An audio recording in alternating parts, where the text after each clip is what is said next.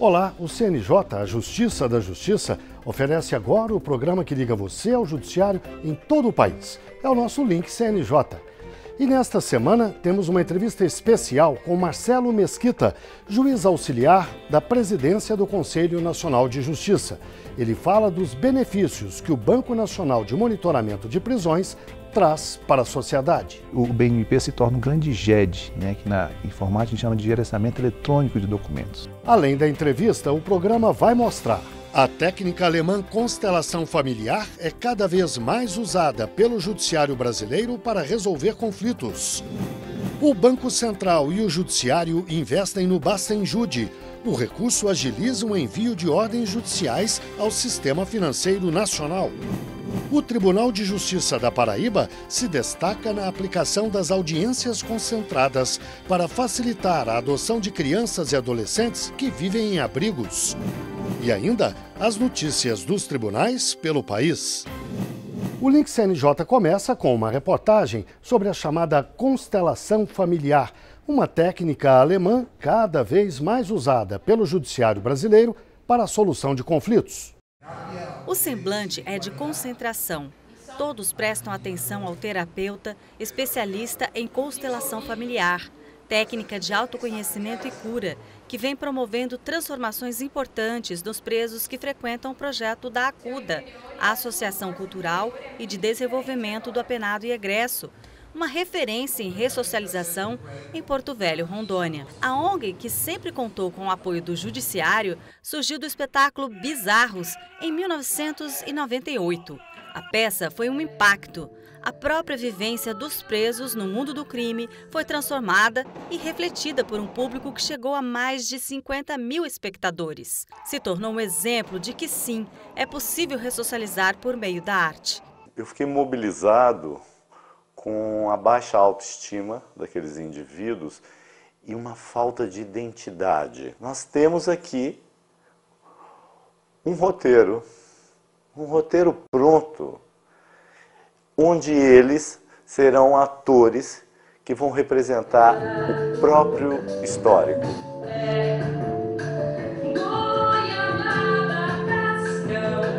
Desde então, a ACUDA vem promovendo inúmeras atividades na busca pela reintegração de fato do preso à sociedade. É o caso de Pedro, um dos pioneiros no trabalho. Ele foi um dos atores da peça revolucionária. Ao longo dos anos, participou das inúmeras terapias aplicadas em centenas de reeducandos. Hoje, já livre, é terapeuta formado e continua trabalhando na ACUDA, como vários egressos que passaram por aqui. É muito bonito você ver o ser humano de onde ele está cru e começando a caminhar e aprendendo, e a família dele vai modificando, o trabalho dele a responsabilidade dele vai aumentando, é muito prazeroso. No mundo do crime não, ele chega, ele arrebenta tudo, faz do jeito que ele quer, mas ele se arrebenta de uma vez também. E o caminho do bem não, são passos lentos, mas são passos firmes. Então na minha vida eu vivo um passo de cada vez, entendeu? Hoje eu estou aqui e amo o que eu faço. A ACUDA lança um olhar diferente sobre aqueles que cumprem pena. Dá oportunidade com atividades laborais, artísticas e sociais. E olha que são muitas. Cerca de 100 presos, muitos deles do regime fechado, frequentam diariamente atividades como a marcenaria, cerâmica, tapeçaria, crochê, oficina mecânica.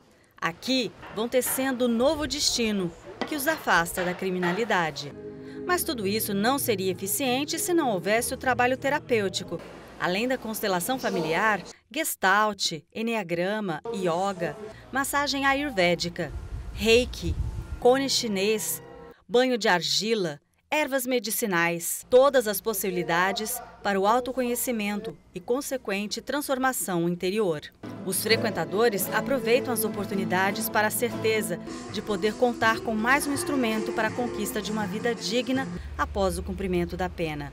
Valdemir agarrou a chance. Quando eu estava confinado, eu descobri que eu precisava me conhecer. E quando eu ouvia falar que a ACUDA fazia isso, que a ACUDA trabalhava isso, trabalhava a sua pessoa, a sua própria pessoa, não te tratava como preso, eu resolvi me esforçar mais para poder chegar até aqui onde estou hoje na ACUDA. Aqui nós não olhamos para o artigo da pessoa, aqui nós não olhamos para o preso, aqui nós olhamos para a pessoa. né? Aqui a gente olha para o ser humano. Isso o projeto Acuda me ensinou. Isso para mim é novo. O esforço para diversificar se tornou metodologia e também o grande trunfo do projeto. Eles têm se estruturado internamente, porque eles passam a conhecer de onde vem parte de seus problemas, dessa questão da desestrutura de sua família, dos seus antepassados.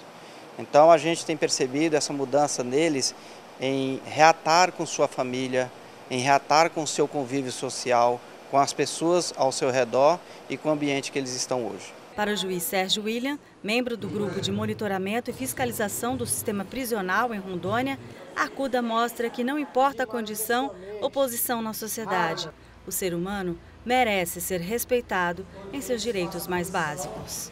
É um modelo extremamente eficiente que já comprovou essa eficiência e colaborou muito para o sistema penitenciário nos momentos de crise. Eu fui juiz da VEP por quase 8 anos. Nesse período, a Acuda era, na verdade, assim, um oásis, né, de esperança para esse nosso sistema. Então, é um modelo que eu recomendo, acho muito inteligente e eficiente. Agora vamos ver a entrevista com o juiz auxiliar da presidência do CNJ, Marcelo Mesquita. O programa Link CNJ tem falado com frequência sobre o novo Banco Nacional de Monitoramento de Prisões. Esse sistema vai permitir que o brasileiro conheça em tempo real e com exatidão a população carcerária do país. Doutor Marcelo, começo perguntando para o senhor o que é o Banco Nacional de Monitoramento de Prisões e do que ele difere do antigo banco que cuidava dos mandados de prisões. O BNMP-1, né, que a gente chama, ele tratava tão somente como o nome diz, dos mandados de prisão. Era basicamente um banco onde se alimentavam tão somente os mandados de prisão. E passou por uma evolução, porque vimos que meramente colocar os mandados poderia gerar alguns números não fiáveis, não confiáveis, na medida em que eu tenho um documento, que é o mandado de prisão, mas eu não tinha um outro documento para dar baixa nesse mandado de prisão. E como é que era dado baixa? Então, uma vez que o magistrado revogasse aquela prisão, concedesse uma liberdade ou mandasse recolher em verdade aquele mandado, o servidor teria que ir lá no sistema e dizer, olha, foi revogado. Isso às vezes nem sempre acontecia. Tá? Então o que a gente viu? Olha, é necessária a criação de um banco, né, onde eu tenha todos os documentos necessários para a entrada e saída da pessoa do sistema prisional. E a evolução foi justamente essa. Não temos tão somente mandados de prisão, agora temos alvará de soltura, contramandados de prisão, certidões de cumprimento, guias de recolhimento, de modo que o servidor não precisa fazer nenhuma intervenção manual no sistema. É a tecnologia como grande aliada? O sistema extrai metadados. O que são metadados? São dados sobre dados. Então, alguns dados sobre aqueles documentos, o sistema consegue inferir e consegue, com isso, dizer que aquele documento já foi baixado, por exemplo. Consegue exarar, dizer qual é o status do preso. Ele está preso, está solto, o status da pessoa dentro do banco. Os status da peça, né, daquele documento, aquele documento está ativo, foi cancelado, ou seja, realmente o BNMP se torna um grande GED, né, que na informática a gente chama de gerenciamento eletrônico de documentos. É possível que um agente de fiscalização de trânsito, por exemplo, aqui no Distrito Federal, descubra durante a fiscalização que essa pessoa fiscalizada tem um mandado de prisão em aberto lá no Rio Grande do Norte? Sim, é possível e já aconteceu. O BNMP-1 ele não atendia, não tinha no escopo dele, no objetivo, não contemplava os mandados de prisão por alimentos, o mandado civil por alimentos. Já o BNMP-2 já o faz. E já aconteceu isso, fora cadastrado em São Paulo um mandado por alimentos e um cidadão foi preso no Rio de Janeiro numa blitz. Então, realmente, essa é uma grande vantagem do banco. É possível que se tenha esse censo carcerário até meados do ano? Depende muito do perfil do tribunal, né? Temos tribunais que realmente abraçaram o projeto, né? Compreenderam a necessidade e esse projeto que a ministra Carmen Lúcia tem, que ela traz com muita prioridade, e colocaram uma força de trabalho interessante, chamaram seus magistrados e, por exemplo, o estado do Goiás conseguiu cadastrar em menos de 2 meses 18 mil presos. Então, realmente é uma adesão muito grande e concluiu o trabalho, assim como concluiu Roraima, concluiu também em Sergipe, ou seja, realmente os tribunais estão correndo atrás. Claro que um outro, pela sua maior dimensão, dificuldades e tal, vai demorar um tempo maior ou menor. Então, tendo isso em consideração, a ministra Carmen tem um prazo para maio estar realmente o banco devidamente alimentado, né? Essa é a nossa expectativa de que tenhamos alimentação do banco.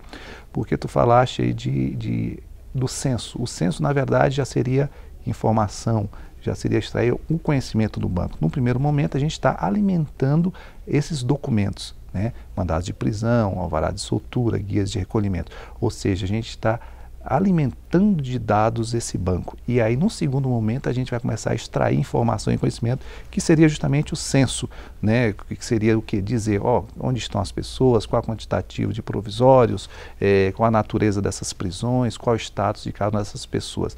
Então, realmente, isso vai sendo construído. Mas acredito sim que até meados do meio do ano, certamente, a gente vai estar com uma visão geral muito próximo da totalidade do nosso universo de presos no Brasil.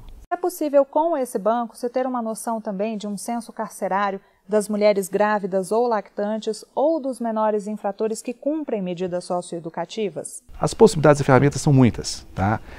Você falou aí dos menores, adolescentes em conflito da lei. Também é possível que a gente venha no futuro agregar. Nesse momento, não. Nós delimitamos, passamos a regras, estabelecemos um escopo, um objetivo. Qual foi? Colocar, cadastrar as pessoas, esses documentos de pessoas que estão inseridas no sistema prisional. No primeiro momento foi isso, né? Ou seja, somente interessa ao banco agora quem está dentro do sistema prisional, em unidades prisionais, né? Tanto é verdade que nesse momento quem está solto não vai ser monitorada pelo BNMP. Queremos chegar lá? Chegaremos. Mas aí a gente tinha que estabelecer algumas etapas, né? Alguns andaimes. O primeiro andaime é estabelecer, sabermos de fato quantos são os presos no Brasil. 650, 700, 750, a ministra Carmen nos fala muito isso. É uma diferença muito grande, né? Você não é uma margem de erro de 1%, 0,5%, é realmente um elastério muito grande. Então, nosso primeiro escopo é esse. Findo isso daí, a gente pode estabelecer outros objetivos, outros escopos para o banco. Dr. Marcelo, agradeço muito a participação do senhor aqui no Link CNJ e até uma próxima oportunidade. Muito obrigado, que agradeço e a satisfação. No próximo bloco vamos ver: o Banco Central e o Judiciário investem no Bacenjude. O recurso agiliza o envio de ordens judiciais ao Sistema Financeiro Nacional. Até já.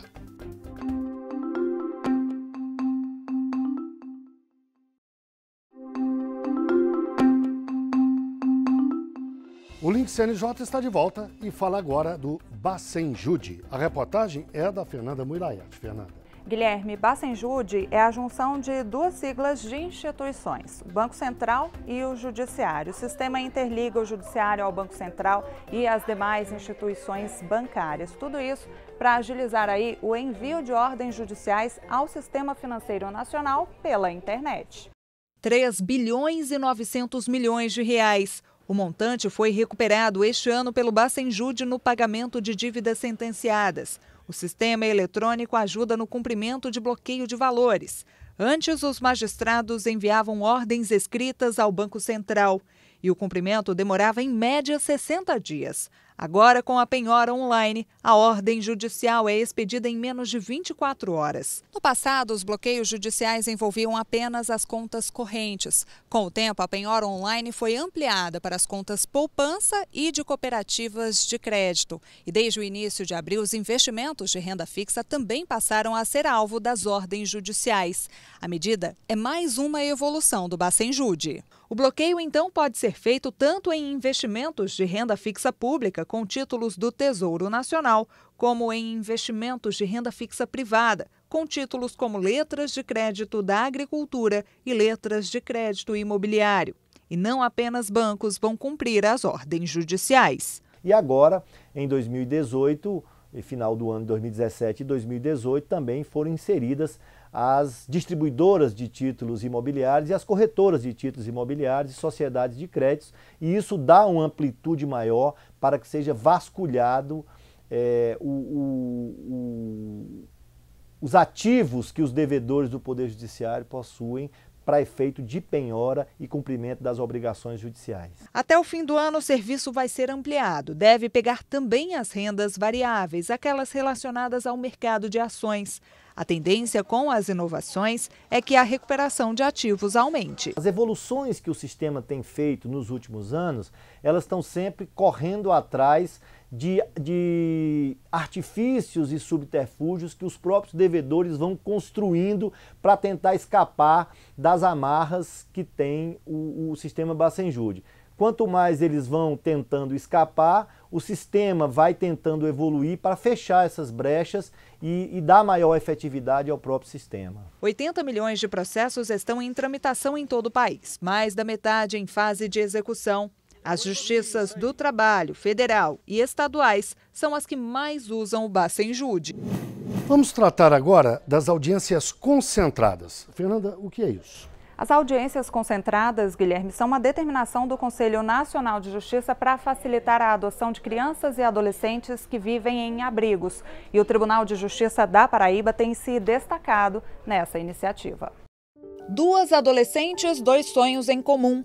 Aos poucos, estas meninas tentam reconstruir a vida, apagam um passado de abandono e projetam um futuro de conquistas. Lá para frente eu vou terminar meus estudos e entrar para adoção, se Deus quiser, fazer teatro, jornalismo.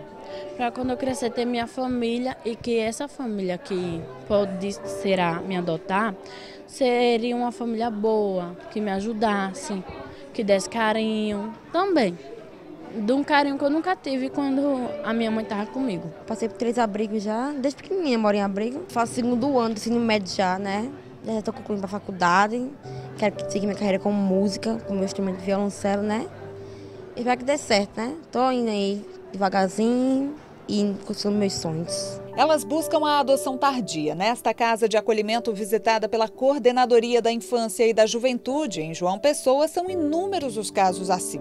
Mas nem todos terminam com crianças indo para casa, acompanhadas dos novos pais. Só vai para a destituição quando esgota todos os recursos de permanecer na família natural, a família extensa. Então foi feita essa variação e essas crianças estão na instituição há mais de 3 anos. Então não é justo essa criança perder a vida dentro da instituição, onde ela teria direito de ter uma família. E então, acontecendo esse caso, o Ministério Público vai ingressar com a ação de destituição do poder familiar e o setor de adoção da Vara da Infância vai procurar casais que tenham o perfil aproximado daquela criança, para que a adoção aconteça com sucesso. Numa tarde, o Tribunal de Justiça paraibano conseguiu fazer 91 audiências concentradas. Elas foram determinadas pelo Conselho Nacional de Justiça há 5 anos. Devem acontecer pelo menos uma vez a cada 6 meses. Além de crianças e adolescentes, alguns pais biológicos desses meninos e meninas foram ouvidos. Todos esses atores, todos esses agentes fazem parte da audiência concentrada. Então eles são chamados porque de alguma forma eles podem contribuir. Então se há necessidade de uma casa, a Secretaria de Habitação entra em ação. Há necessidade de tratamento de saúde, a Secretaria de Saúde entra em ação. E assim sucessivamente. Todos nós, unindo as forças, a gente consegue resolver esses problemas que são enfrentados por essas crianças e adolescentes. A intenção com a mudança das regras do Estatuto da Criança e do Adolescente é fazer essas audiências concentradas trimestralmente. Com isso, o tempo de acolhimento dos menores também deve diminuir. Significa dizer que estão dando celeridade para que a criança não fique dentro da instituição, para que a coisa aconteça com mais fluidez e a criança não consiga uma família, ou volte para a sua família de origem, ou que consiga ser adotado. Nós vimos aqui hoje, nessas audiências concentradas, que muitos desses adolescentes manifestaram o desejo de serem adotados. E é isso que a gente vai tentar conseguir para eles. Que eles tenham esse sonho realizado e que, consequentemente, é o sonho também da gente. É hora do nosso quadro Oitiva. Hoje nós perguntamos: qual o limite para a admissão de uma causa nos juizados especiais cíveis, também conhecidos como juizados de pequenas causas? Alternativa A: o limite é proporcional à renda das partes envolvidas, mas não pode ultrapassar 10% do total. B: não existe limite, desde que as partes demonstrem disposição para o diálogo e facilitem a tramitação. Letra C: As causas nos juizados especiais podem ir até 40 salários mínimos. E se o valor não ultrapassar 20 salários, nem é preciso contratar um advogado. A resposta certa você vai ver a seguir. E você vai ver também as notícias do CNJ e de tribunais pelos estados. Até já.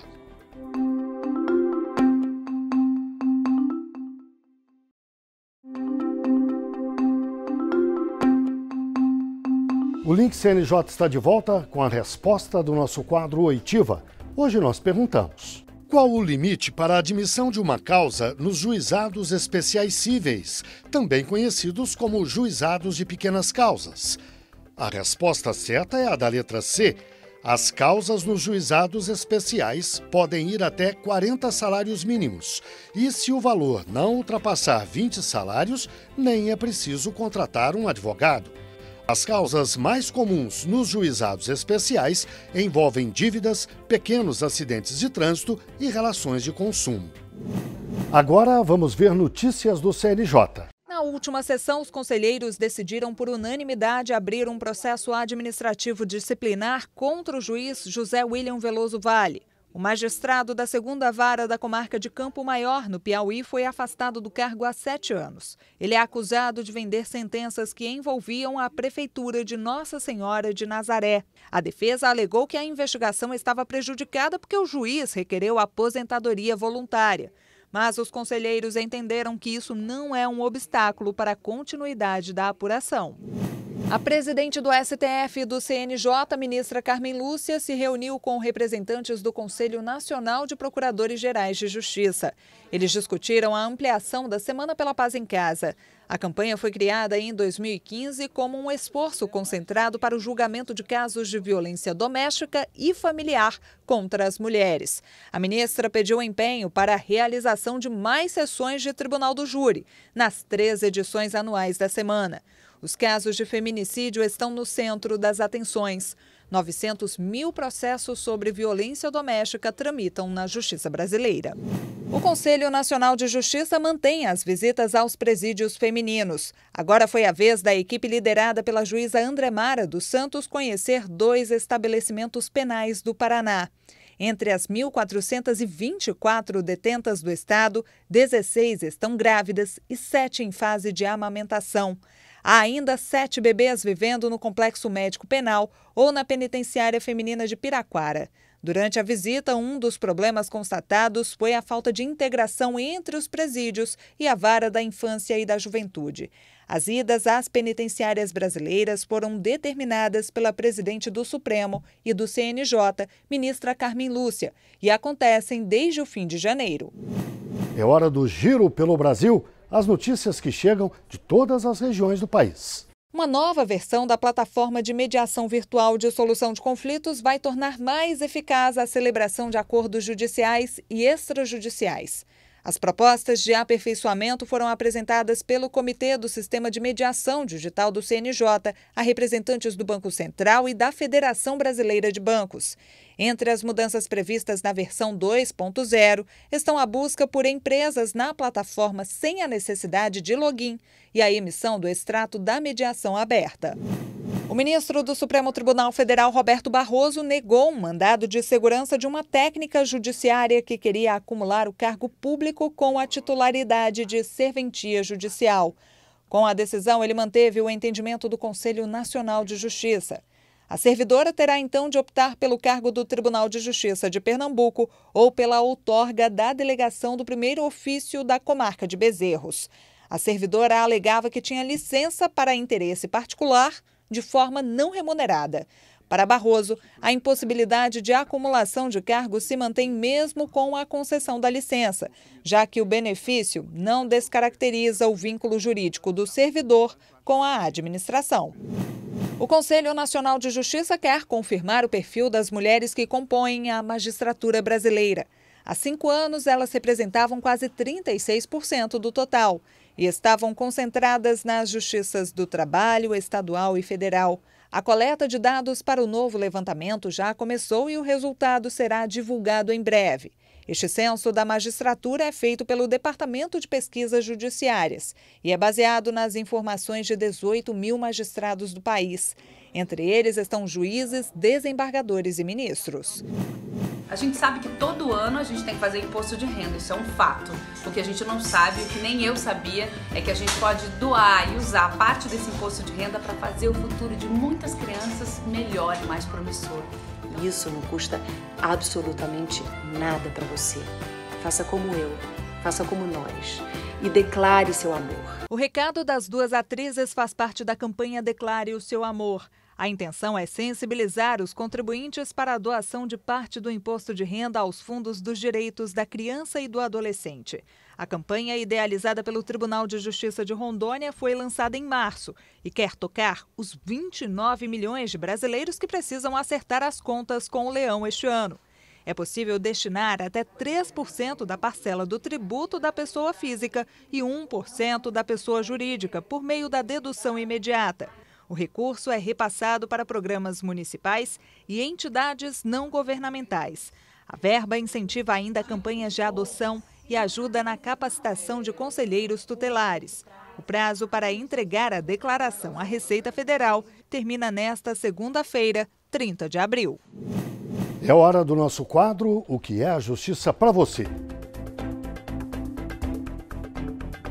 Justiça para mim é o cumprimento das leis, a preservação da garantia de todos e o combate à desigualdade. Justiça para mim é o equilíbrio das relações sociais, relações interpessoais e o respeito às garantias, às liberdades, aos direitos individuais de cada cidadão. Esta edição do Link CNJ termina aqui. Na semana que vem, voltaremos com outra edição inédita na quinta-feira, às 9h30 da noite. E o programa tem reprises, aos sábados, 12h30. Às terças-feiras, 7h30 da manhã. Muito obrigado pela audiência e até o próximo. CNJ, a Justiça da Justiça.